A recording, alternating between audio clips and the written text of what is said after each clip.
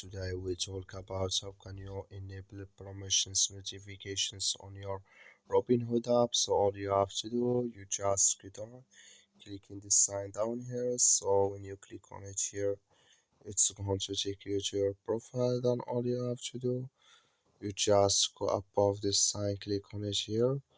So then it's going to take you to this list here. Then you click here on settings. When you click on settings, it's going to take you to next step here. Then all you have to do, just click here on notifications and messages here. So then you come to next step here. Then you click here on push notifications.